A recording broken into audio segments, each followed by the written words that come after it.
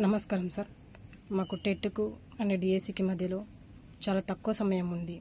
అందులో కూడా HW exam, DO exam and CTET exam ఇవన్నిటి వల్ల మేము ఎగ్జామినేషన్కి ప్రిపరేషన్ చేయడానికి సమయం అనేది మాకు సరిపోవడం లేదు.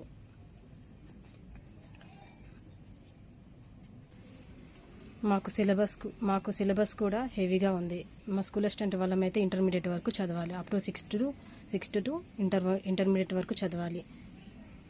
ఎగ్జామ్స్ పోస్ట్ పోన్ చేసి సెప్టెంబర్లో ఎగ్జామ్ పెడితే డిసెంబర్ లోపు రిక్రూట్మెంట్ అంతా ప్రాసెస్ కంప్లీట్ చేసుకోవచ్చు. ఈ మధ్యలో విద్యా వాలంటీర్ని గవర్నమెంట్ నియమించుకుంటే ఎటువంటి సమస్య రాదు. కాబట్టి దయచేసి ఎగ్జామ్ని కంపల్సరీగా సెప్టెంబర్లో పెట్టండి. పోస్ట్ పోన్ చేయాల్సిందే. Hi friends, CM Revanth Reddy గారికి ముందుగా నమస్కారం చేసుకుంటున్నాను. ఎందుకంటే డిఎస్సి సిలబస్ చాలా ఎక్కువగా ఉంది. నాకు 3 పిల్లలు ఉన్నారు. ఆల్రెడీ పిల్లల్ని చూసుకొని చదువుకోవడానికి చాలా ఇబ్బంది అవుతుంది. టెట్కి డిఎస్సికి మధ్యలో టైం 20 డేసే ఉంది సార్. మీ కాలు మొక్కుతా సార్, మీకు దండం చేస్తా సార్. డిఎస్సి పోస్ట్ పోన్ చేయండి సార్, మీ కాలు మొక్కుతా సార్. నా భర్త నా మీద నమ్మకం చాలా పెట్టుకున్నాడు. నా నమ్మకాన్ని మమ్మ చేస్తున్నాను అనిపిస్తుంది సార్. బతకాలనిపిస్తలేదు నాకు. ప్లీజ్ సార్ పోస్ట్ పోన్ చేయండి సార్, మీ కాలు మొక్కుతా. మా ప్రయత్నం చాలా చేస్తున్నాం కానీ మీరు అంతా టీఆర్ఎస్ వాళ్ళు చేపిస్తున్నారని అంటున్నారు. అదేమి లేదు సార్, మా సొంత ప్రయత్నంగా చేస్తున్నాం సార్. మీ కాలు మొక్కుతా సార్, డిఎస్సి పోస్ట్ పోన్ చేయండి సార్.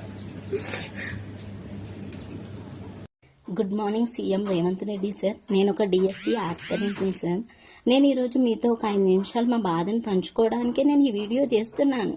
ఎందుకంటే ప్రతి ఒక్కరము ఇంత మానసిక బాధను భరించలేకపోతున్నాం. మీ దాకా మేము ఈ వీడియోస్తో వచ్చాము అంటే మేము మానసికంగా ఎంత క్షోభపడుతున్నామో మమ్మల్ని అర్థం చేసుకోండి సార్. మేము డిఎస్సికి వాయిదా కావాలని అడుగుతున్నాం. ఎందుకంటే మాకు టెట్ పెట్టారు సార్, డిఎస్సి పెట్టారు. మా నిరుద్యోగుల ఉనికిని గుర్తించిన గొప్ప మనిషి మీరు సార్. మా నిరుద్యోగుల అనే వాళ్ళు ఒకరున్నారు.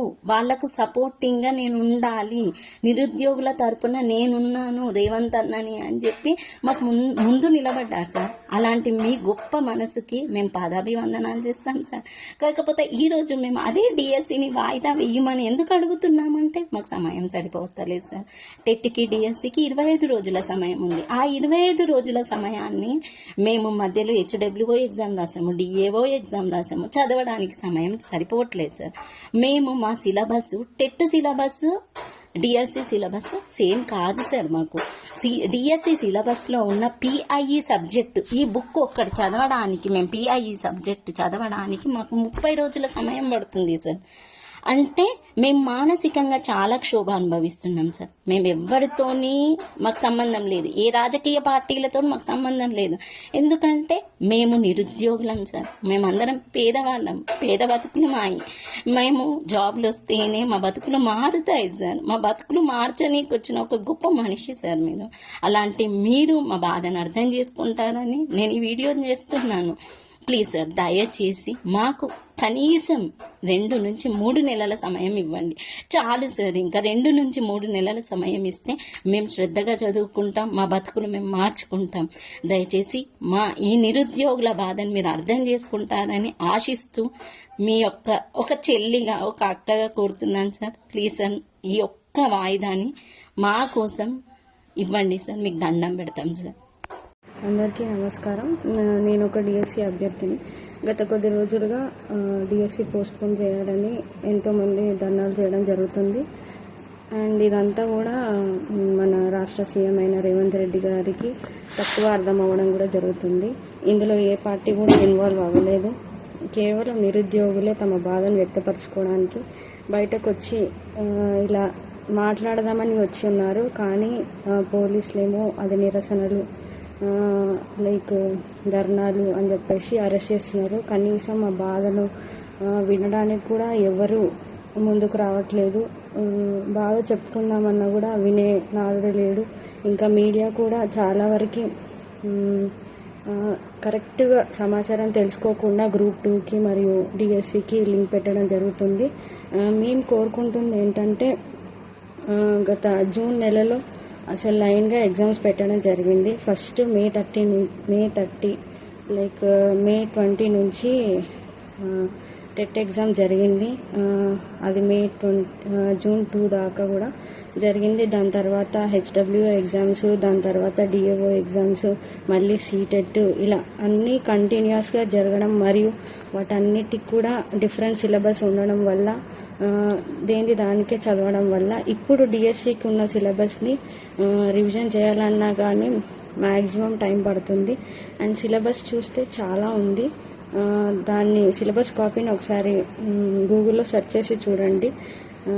దెన్ ఆఫ్టర్ ఆ కంటిన్యూస్ ఎగ్జామ్ వల్ల మెంటల్ ప్రెషర్కి గురయ్యి సరిగ్గా చదవలేకపోతున్నాము. ప్లస్ డిఎస్సి కూడా కొద్దిగా ముందుకు పోస్ట్పోన్ చేస్తే మాత్రం చదువుకోవడానికి అవకాశం ఉంటుంది. అలాగే ఈ మధ్యలో ఎగ్జామ్స్కి కూడా మినిమం టైం గ్యాప్ లేకుండా పెట్టున్నారు.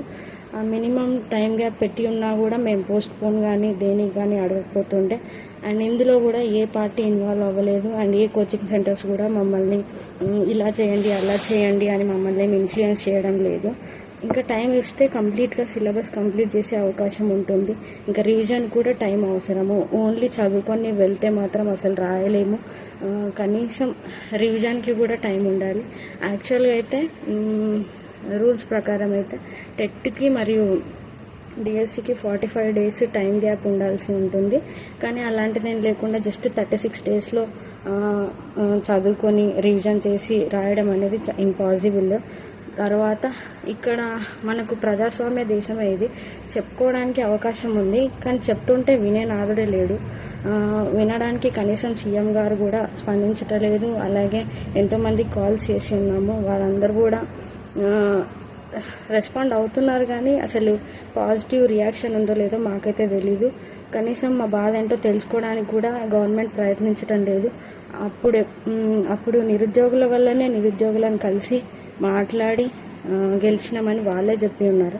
మరి అలాంటి నిరుద్యోగులే ఇప్పుడు కనీసం చర్చలకు రమ్మని అడుగుతుంటే కూడా కనీసం గవర్నమెంట్ మా వైపు కూడా చూడట్లేదు. ఇంకా వేరే పార్టీలు ఇన్వాల్వ్ అయి ఉన్నాయని నిందలు వేస్తున్నారు. మేము కోరుకుంటుంది పోస్ట్పోన్ మాత్రమే. పోస్ట్పోన్ ఇస్తే మాత్రం చదువుకోవడానికి అవకాశాలు ఉంటాయి. ఎంతోమంది వెయిట్ చేస్తున్నారు ఈ ఎగ్జామ్ కోసం, దానికి ఒప్పుకుంటాం. కానీ ఇలా continuous exams and different syllabus ఉండడం వల్ల అస్సలే టైం లేదు. సో ఆ టైం ఉంటే చదువుకొని మంచిగా రాస్తామని మేము మనవి చేసుకుంటున్నాము. అండ్ చాలామంది ఇబ్బంది పడుతున్నారు, ఇంకా ఎంతోమంది ఏడుస్తున్నారు. ప్లీజ్ దయచేసి అర్థం చేసుకోండి. Thank you.